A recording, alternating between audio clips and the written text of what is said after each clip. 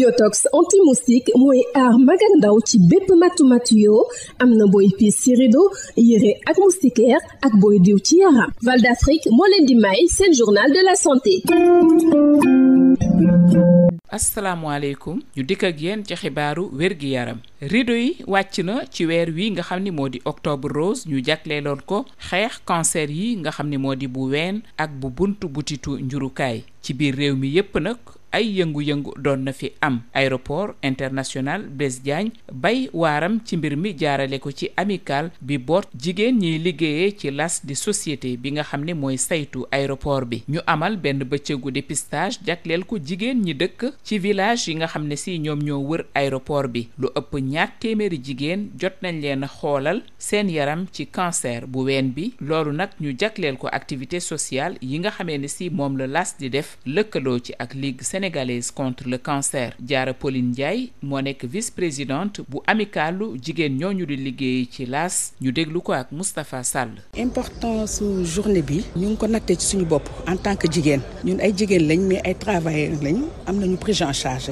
mais ñu xool ne suñu naatangoo jigéen li wër aéroport bi seen doole demeewu noonu te xeex bi xeexu ñëpp la.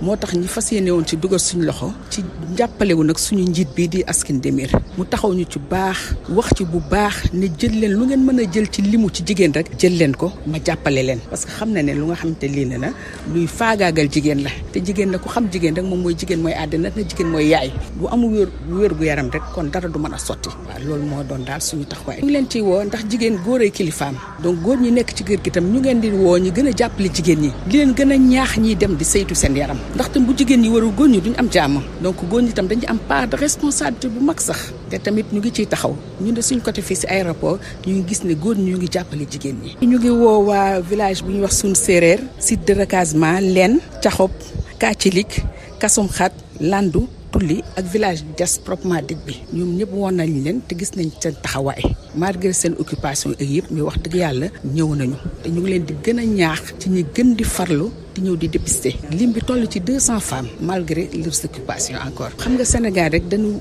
jël yu bari def ko ay tabou waaye ñun ñu ngi ciy xeex si suñu docteur Aïcha mu ngi ciy wax ak ñoom saa su ne di dalal seen xel di leen wax ne lii feebar la comme feebar yëpp mais nag feebar la buy loraate ñu ngi dégg nag ndax moo waral tey seen teewaay toll nii.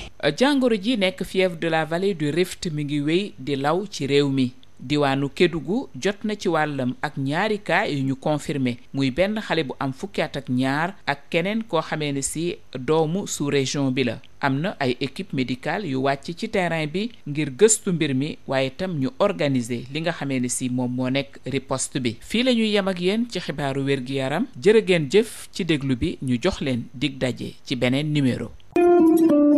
Yotox anti-moustique mooy aar mag ak ndaw ci bépp matu-matu yoo am na booy piis ci rido yére ak moustiquaire ak booy diw ci yaram. Val d'Afrique moo leen doon may seen journal de la santé.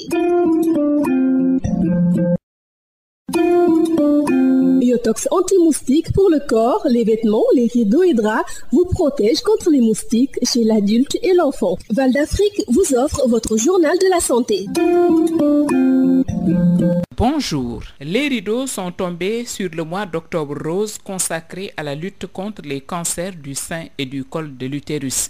Partout dans le pays, des activités ont été déroulées. L'aéroport international Blaise Diagne a joué sa partition via l'amicale des femmes de la société gestionnaire de l'aéroport. Elle a organisé une journée de dépistage pour les femmes des villages environnants de l'aéroport. Plus de 200 femmes ont été dépistées du cancer du sein dans le cadre des activités sociales de l'AS et avec la collaboration de la Ligue sénégalaise contre le cancer. Diarra Pauline Ndiaye est la vice-présidente de l'amicale des femmes de l'AS. Nous l'écoutons avec Moustapha Sall. Une très très grande satisfaction et une fierté parce que nous les femmes de l'AS, nous on a la possibilité de nous faire dépister par notre employeur qui est l'AS. Mais les femmes des villages environnants, en général, n'ont pas les moyens de se faire dépister.